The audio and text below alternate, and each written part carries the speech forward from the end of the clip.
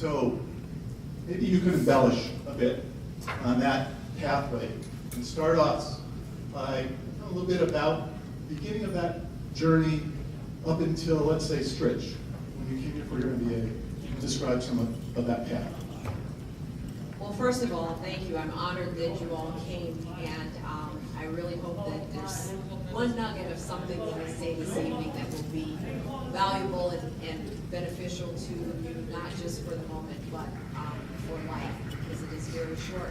I actually just learned last evening that my grandmother, who was 103 years old, has passed away, and if she had lived one more week, she would have been 104. And so the lesson there is she had a long, fruitful life. We're all very happy for her journey, but understand that life is not indefinite. There is an end point, and what you do with every moment of it is absolutely critical. So to Mark's request that I share with you kind of my journey, you know, I never was one to plan things. There were a lot of people that you ask them about, you know, what's your 3-year goal, your 5-year goal, and they can whip a little scratch card out of their pocket and say, you know, I'm going to be this position, or I'm going to have my own business, or whatever. And I sort of rolled with fate. I was fortunately a military brat. My dad was in the Air Force for 20-some years, and I grew up moving around from base to base, and for a long time didn't even know that anybody could own anything. I thought the military owned everything. The Air Force owned our house and, you know, my school, and it was probably when I was certainly out of college before I met anyone who owned their own business, who was an entrepreneur.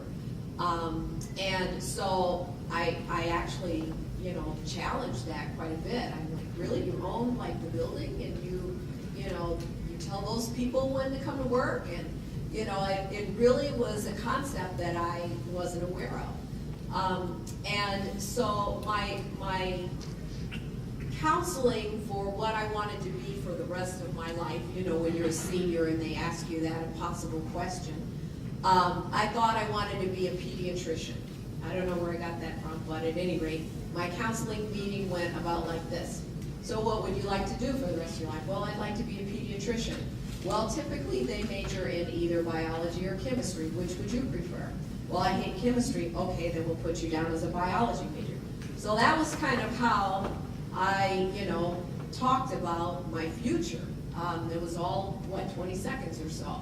So I went off and majored in biology and did pretty good at it. But, you know, as an undergrad, you just kind of do what you got to do to get that piece of paper, right? That's what I was thinking. And so then not only did the question, what do you want to do for the rest of your life, really start to manifest itself, but I also started realizing that I had very little experience, and I didn't want to teach biology, so I didn't really know what to do with a degree in biology. And this was in like 1978, so I just aged myself, when I graduated. And the economy, many of you may or may not remember, but there was a time when the economy was worse than it is now. We had gas rations, we had no jobs, we had, you know, it was kind of crazy. And I thought, because I had this degree, that, you know, employers were going to be knocking down my door to say, hey, we want you. And it was quite the opposite. So I saw an ad in the paper where Miller Brewing Company was looking for science majors, and I thought, beer, science? That's just, you know, how can that be? So actually they were looking for biology and chemistry majors because there's quite a lot of lab work in brewing. Little did I know, microbiology and so forth. So I started my first job at Quality in Eden, North Carolina, went to Fort Worth, Texas as a microbiologist and a product chemist. So for those of you who are trying to figure out what you want to be in life, think deeper than, I used to play this with my kids, is how many jobs are in this bottle. So, you know, there's the printing company that prints the label, there's some adhesive back here, there's the plastic, then there's the recyclers, then there's who makes the caps and who inspects the quality, because what happens if you get a batch of caps that don't go on these bottles? And, you know, there's just all of the logistics. Once you get the bottle, it goes in a paper case. And where does the paper case come from? And who puts it on the truck? And there's a lot of jobs in a bottle. And but I wasn't thinking that deep at that point. And so I went on, you know, to start at Miller Brewing Company, and was kind of frustrated with it because I too felt like, you know, I'd gone to school to have this, you know, college needed job, and now I'm, you know, I was inspecting bottles coming off the line, beer bottles, and walking in crushed glass and so forth. And but I went from there to the Fort Worth Brewery as a microbiologist and a packaging lab supervisor. So each step of the way, I learned things. My first job, I have to tell you, I was probably a horrible employee. And that would be one thing that I would encourage most of you, is wherever you start, know that is not where you have to spend the rest of your life. Unlike my generation, who thought you start there, you retire with the gold watch and the pension, and, you know, 30 years, and that's where you are for your life. But start wherever and learn the things that are available there. Use their resources, learn and make the mistakes on their dime. Use their any kind of training. I took advantage of all the different types of training there was. I took communication skills for women, even simple things like you know, networking, and all of the training that was available. I took all of that and learned also about the things that weren't in the training classes. For example, what is the glass ceiling? And you think it's here, and sometimes you find out that it's actually here. And is there a glass ceiling that's different for women as there are for men? And I worked in a male-dominated industry, so, you know, and especially back during that time, the environment was very, very different. So there were a lot of things that I had to kind of rock and roll and shift on that were perhaps instances where you would wonder if your supervisor had a conscience or not, you know. So you have to really be open and sometimes step back and look at what is available in that particular instance, and what can you take from it, and what you definitely want to leave behind. And part of that leave behind was motivation for some of the things that I did in my future life. So I went on within the company and moved here to come to work at corporate, and decided after 26 years, the company had been bought and sold, and I've met a lot of, just a little side note, I've met a lot of international students and people who have international aspirations today. And the fact that my company was bought by South African breweries, the whole culture like that changed. And I realized that this was no longer the company that I kind of grew up in, and that the company didn't owe me anything. It didn't matter that I had been there 20-some years. I was getting a paycheck, and that was all they owed me. And I had a choice. Either I could stay there and be miserable, or I could leave. So it was a very hard decision, but I eventually decided that I had much more to offer, and I knew the world had more to offer me than what was within those walls with that lower and lower glass ceiling. So I quit. It was a tough decision, as I mentioned, and I decided that if I could just make that decision, that I was going to do anything I wanted to do in life. So one of those things that I wanted to do was to get my skincare license. I wanted to be an esthetician. I told my mom and dad that. They were like, what, you got these degrees and then you're going to go to beauty school, you know? But it was something that I wanted to do. And I had for years done a lot of jobs that were well-paying, but not necessarily scratching that itch of your passion. And I didn't even quite know exactly what that was. But I felt like I wanted to do this. It was one of the best opportunities in my life. I'm a lifelong learner, and I really, really enjoyed the opportunity, because it was a kind of a mix with the biology, because skincare, your skin is your largest organ of your body. And so it was a lot of that chemistry and biology just served up in a different way. So I decided that I was going to try, as mentioned in the introduction, being an esthetician. So I launched my first business, Skin by Tina. Actually, it was my second business. My first business when I left corporate, I ran a nonprofit for a few years and did some independent consulting and trying to do all of these different things, but yet I wasn't making much money. And after 8 months with Skin by Tina, I burned out. I did a lot of things right, but I did a lot of things wrong. And you're having your first business, you don't think about things like, how long is it going to be before you're able actually to get paid, or you've ordered your product today, but if you don't sell it for 2 weeks, then you don't get your money back, cash flow and things like that. So like I say, after about 8 months, I burned out. I needed to go back and get a real job. So I went back to corporate. I started working for Manpower, and it was only a short period of time there before I realized that it was kind of same circus, different tent, a lot of the same corporate paradigms and so forth.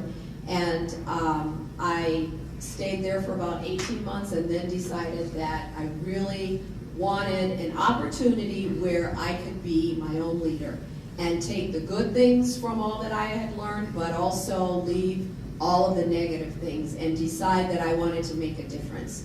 So I was looking for kind of a mix. I had done things on my own. It was very hard.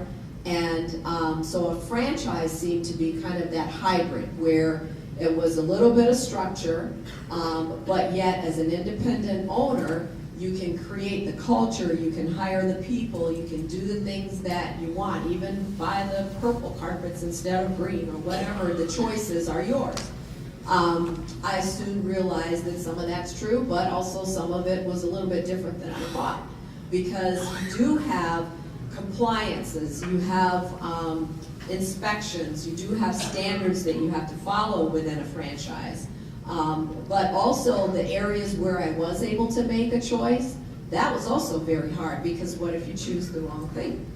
So, and then too, a lot of my friends are like, oh girl, you own a spa. Oh, every day, you listen to that comforting music and get a massage, and they just don't realize how all of the different parts of the operation, they never stop. We're open 88 hours a week, so when people say TGIF, I'm like, really? Because I don't know what day of the week it is, because I got to go to work tomorrow and Sunday.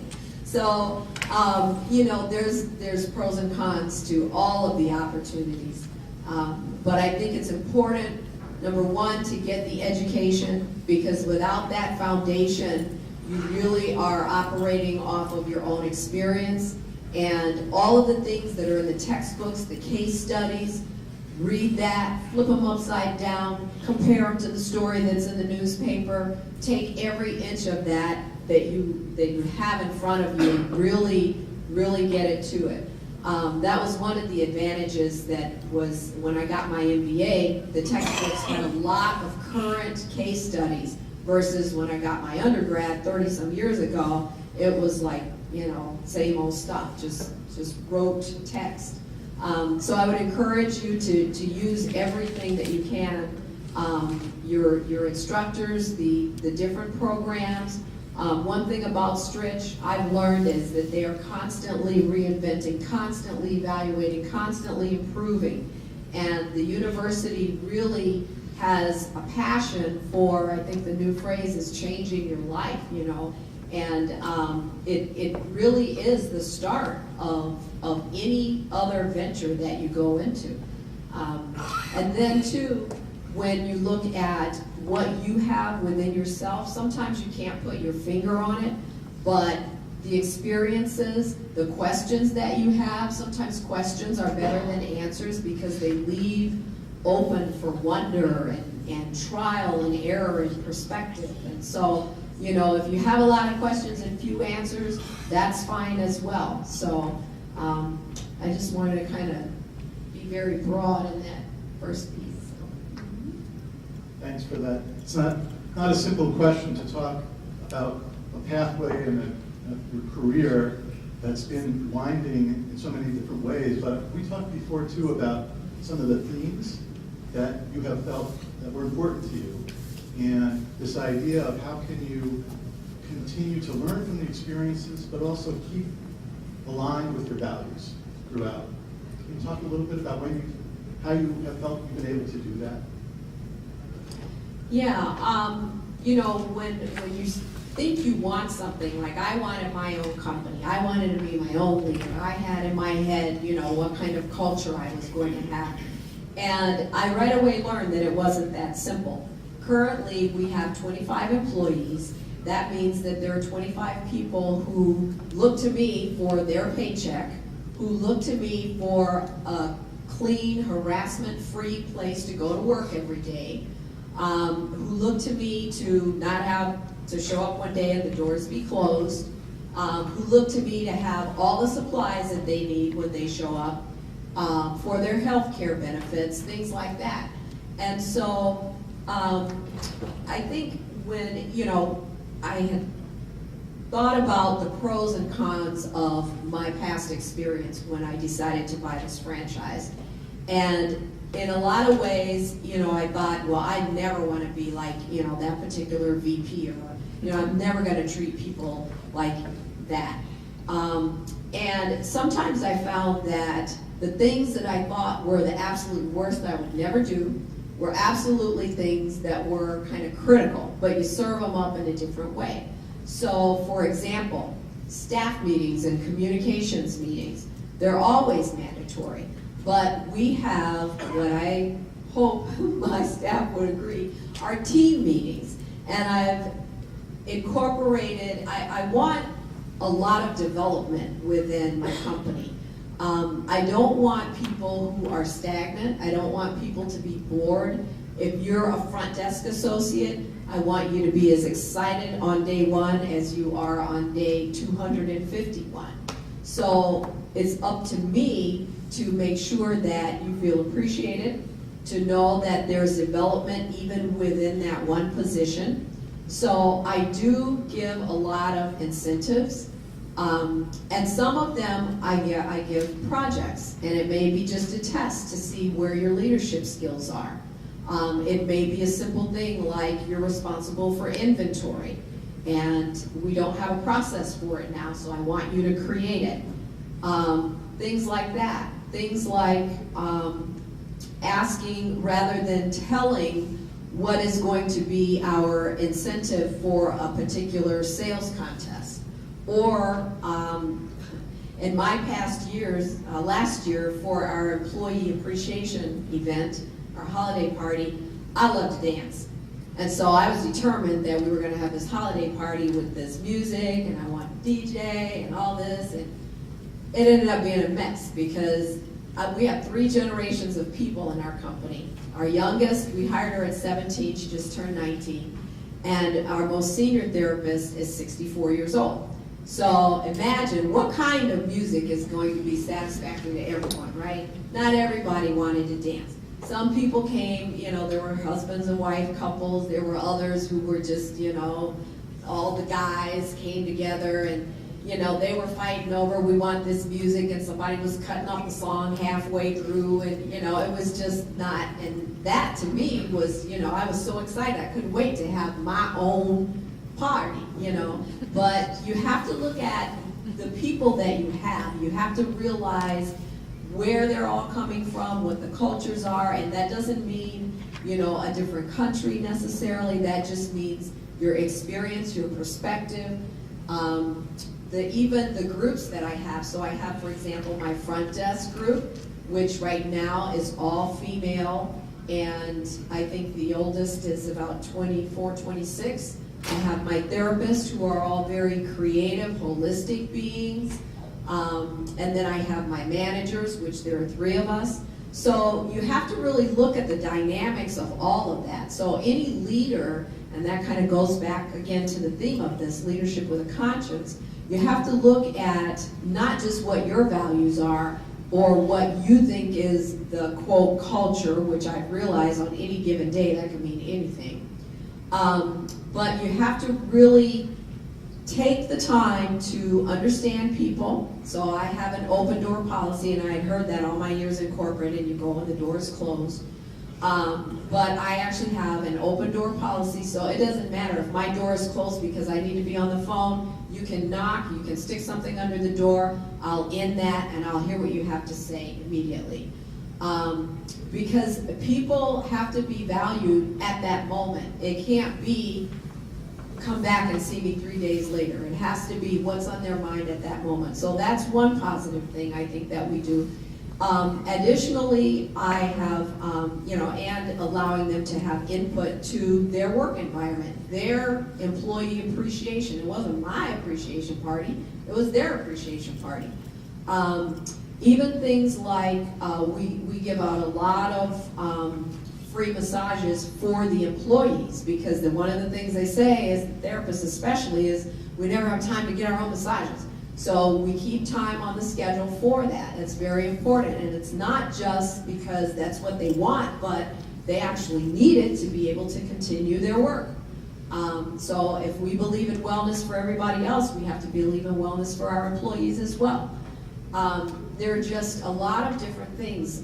We recently had a situation where someone suggested that we sell Epsom salts, because that's really highly recommended to soak in and for your health.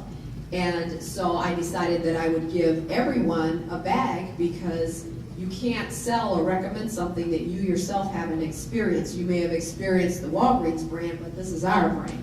So, and when I did that, everybody was like, oh my gosh, and they personally found me to thank me for that. They were like, it's such a simple thing, but it made them really feel appreciated. So I think it's things like that that you have to do. Yeah, I want to follow up with a couple of quick questions and then open it up to everyone. But one thing you talked about in the journey is, first, you spent all the years in corporate, and at some point you felt you had to get out of that. And then you encountered another set of challenges in being an entrepreneur. So we have lots of people looking to start their own business or run a small business. You consult with people. Now that you're in it, what keeps you up at night? What's the biggest challenge that you have right now in running your business?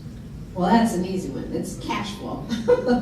That's an easy one. My business will be 2 years old on the 23rd of November. And so usually the first 3 years in business are the roughest.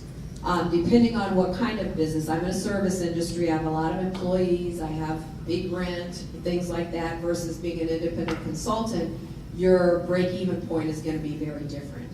So you mentioned a lot of people are thinking about starting your own business. Just by show of hands, how many people are interested in? Wow, great. Well, let me tell you, when I used to teach small business development, I researched some data, and the SBA data indicates that 80% of the employment in this country, and especially in certain regions of this country, is from small businesses, which was very contrary to popular belief, because most people think it's the large corporations that hire, thousands of people. But there's a lot of turnover, for one, and a lot of those jobs have left, and a lot of automation has occurred. So when you look at small to medium-sized businesses, and medium-sized businesses are usually any business whose revenue is under $5 million a year.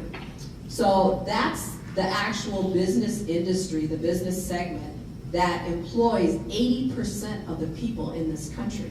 So when your politicians, if you ever meet your politicians and they pat you on the back and say, thank you, small business owner, we need you, they ain't lying. They really do need us. We pay taxes, we employ people, we train a lot of people who eventually then do go to corporate.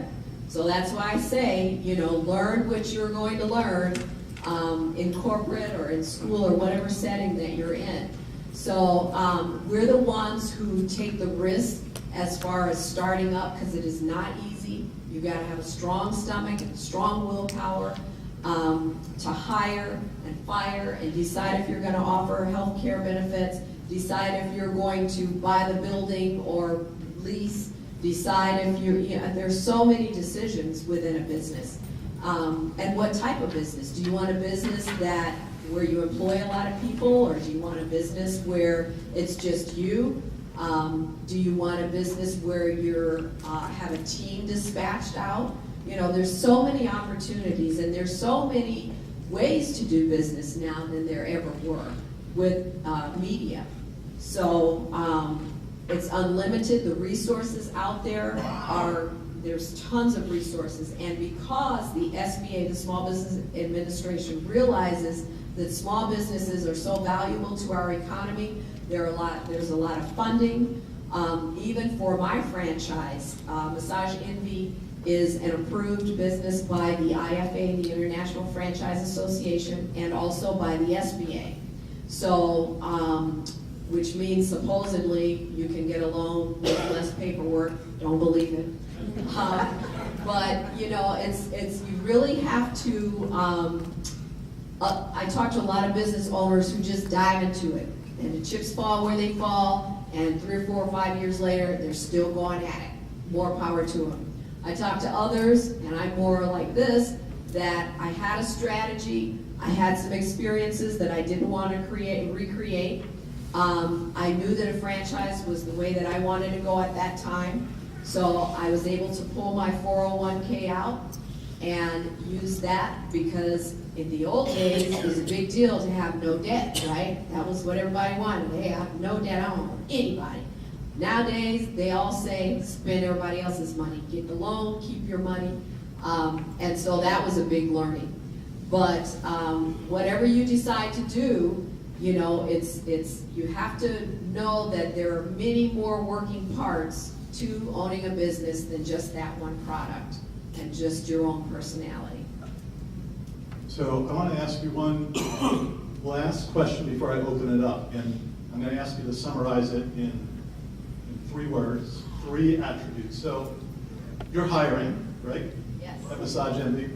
And you're always hiring, I get the feeling. You're doing a lot of hiring. And besides a Stritch diploma, what are 3 things, there's 3 adjectives that you're looking for in the people you hire? Would you sum it up? And that doesn't count as a word. Probably the first and most important thing is leadership acumen, and have to be a team player and a good problem solver. Okay. So for those looking for some more, hopefully you duly noted those 3 pieces, but what else do you want to know? So why don't we, if we could stand up, and part of our wellness program, we'll walk down here and open it up for questions. So got a few right here. So when you ask a question, you wouldn't mind standing up and just letting us know who you are? Ask Hi, I want to continue with your hiring idea. So much today is decided either between culture or skills. Which do you think is more important in hiring, cultural fit or skills and ability? Good one. I would have to say skills and ability, because I think that people are so adaptable. I look at my own experiences, and I was a very different person in corporate than I am in my own business. Not just because it's corporate versus spa or beer industry versus spa, but because of the structure, the treatment, the leadership, all of that. So if you bring the skill set, then you will be able to adapt to the culture, is my belief. Another question? Someone hit there.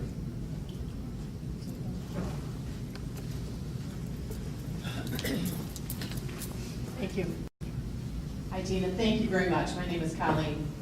And quick question, how long was it between the time that you thought this up for the franchise and actually executed? It's pretty darn fast, I can tell you that. I bought the franchise license in April. But I had been thinking probably since December of 2011 that it's time to pull the plug. And so I learned about Massage Envy, bought my license in April, and opened on November 23rd. I wanted to open in September, but contract issues and inspections and so forth. And that included the space that I rented used to be the Whitefish Bay Post Office, so it was wide open space. After that, it was a furniture store, so it was a big warehouse, actually 3,900 square feet, so not quite this big. And obviously for a spa, we needed rooms. So that was a lot of my build out, was putting the rooms in, the break room, the laundry room, the front desk, and so forth. And then the hiring, training, computer installation, passing inspection, which could take another whole month in and of itself. And then, having the grand opening event, and away you go. Thank you. Pretty fast. Someone asked you earlier today, what gave you the courage at the beginning to make the leap? And you said, what was your quote that you went by some about? Leap and the net will appear. So I did, I read that, and it was just right, the right time in my life. Add in a little dose of midlife crisis, and away you go. What other questions? Yeah.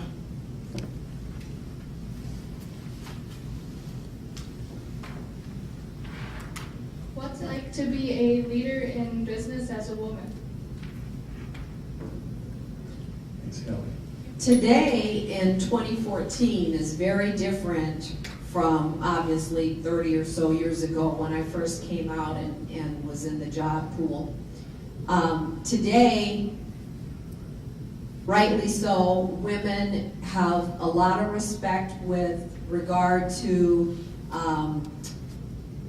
being acknowledged as being able to multitask, be strategic thinkers, be doers. So I think that to be a female entrepreneur, there's a lot of positive energy in that. There are excellent networking opportunities where women come and share and support each other. And I think that's something that we have just by virtue of the fact that we are women. But yet, you still read on the flip side that women make 75 cents to every dollar that males make. And so, that was another reason that I wanted to own my own business, because there's a lot of paradigms and a lot of those social ills that we continue to fight. And if you have your own business and you're a leader, hopefully with a conscience, then you can go out there and make a difference. And I think the time is very right.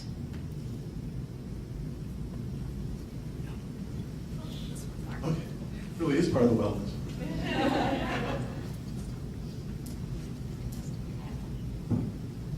With only being 2 years old, what factors do you use right now to measure the success of your business?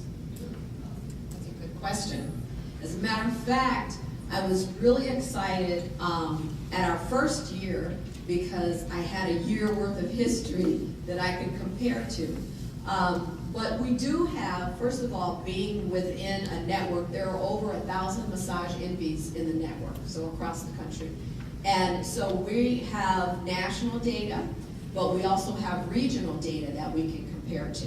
So we look at things like our sales rates, we look at our membership attrition rate, we look at service hours, so we have a number of productivity and efficiency factors that we can look at.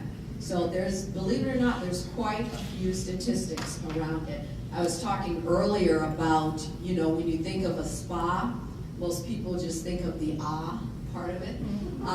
But really, there's so much, there's inventory, there's operations. I'm going through a process right now where I'm evaluating the current company that I use for healthcare benefits. And we're going to do a change. So probably for the next 3 months, that's what I'll be engaged in. After that, my next effort is to take a look at all of our inventory. So there's certain inventory that we have to buy from certain vendors based on the franchise. But there are other things that we buy locally in Sam's Club and Office Max and so forth. And we've just been buying it because we needed it, and I never had a chance to really sit down and look at, just because Office Max gives free shipping, but maybe their tissue is twice as much as Sam's Club. So I've got to go through that process. So there's always process efficiencies. I started out in quality. I guess I'll always have that in my blood. So I'm always looking for how to continuously improve. If I can make a change and it doesn't cost me a whole lot of money, but my guests are really excited about it, then I'm doing it. So there's always something. So that's a good question. Earlier today, a student in one of the classes said, when making a suggestion on how do you keep customers, says you have to really build a relationship with them. And it seems to me that in the world of massage and building a relationship with customers, it's multifaceted. And it's kind of connection that a lot of businesses don't have. Could you talk a little bit about the special nature of relationship with your customers? Yeah, it was very interesting in the class earlier. We actually started talking about one of the students' business and how do you build that relationship. And it sort of reminded me of the Cheers, where everybody knows your name. And of course with massage, individuals get very comfortable with a particular therapist. It's just like your hairdresser. You really don't want to have to change. Well, be through whatever factors, if a therapist leaves, we have to be able to help that client transition to another one. And sometimes it means making a promise. For example, I highly recommend Jenna. She's very much like Lindsay, and if you don't like the massage, if there's anything about it that is not comfortable for you, then I'll comp this one and we'll work through the therapist until we find the right therapist for you. Especially, and this is where you have to know the people that you deal with, and you really have to have a conscience, because sometimes you can give away the farm. I know my first year in business, I was so afraid if anybody didn't like anything, I'd give them a free massage for just whatever. They blinked wrong, or they said it was just okay instead of, it's fabulous, give them a free massage. But I've had to learn to be able to talk to people and measure and, really understand, because sometimes people will say, oh, it was okay, but they just had a bad day, So there's just a lot of different little things like that you have to learn and really listen when it comes to relationships. My front desk, I call it my front line, that's my dream team, because they take care of the guests, and I'm actually thinking about creating a position called guest concierge. So, when you talk about culture, it's not the same. The culture here today is very different in that same place to the culture tomorrow, because if different people come in, or if it goes from winter to or summer to Christmas, the culture changes. Everybody's happy because it's Christmas and they're spending money in the culture, and we get more hyped up because we're selling more now. So if somebody comes in, they think, oh, this is a sales place, it's not a spa.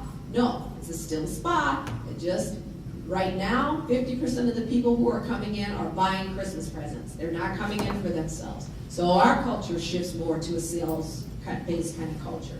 So you just really have to understand, and then those people who are coming in for their spa and don't want to hear about that person's Christmas list, you have to protect them from that.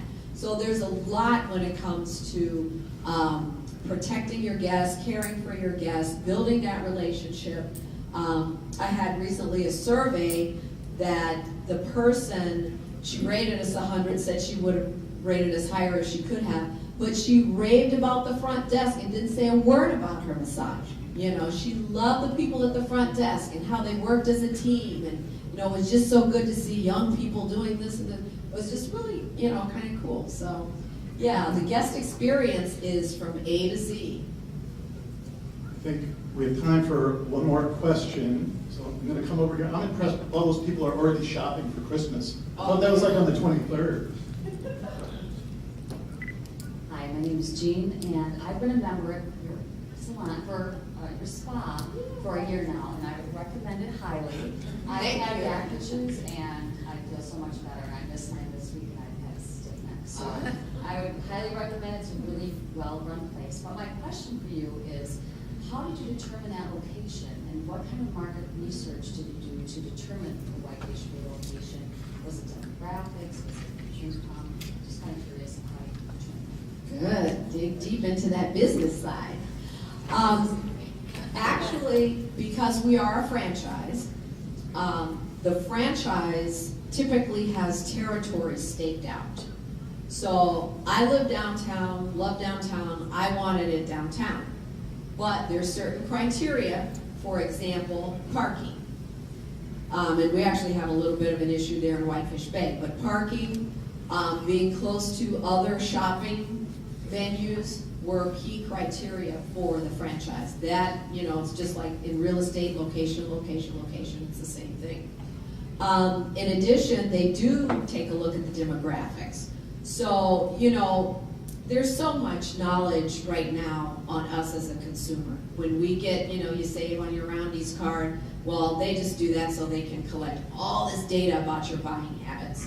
And so when the franchise presented to me the demographics, I mean, we can tailor it down to the household income, the value of the house itself. Is there a woman? Is there a woman who is the head of a household? Are there children? What age the children are? And then some of your survey data has an index. So for us, obviously, we focus on that wellness index. Do you subscribe to health magazines? Do you have a gym membership?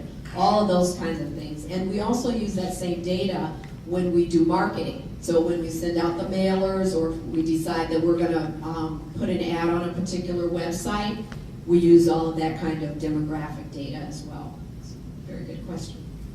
And thank you for your business.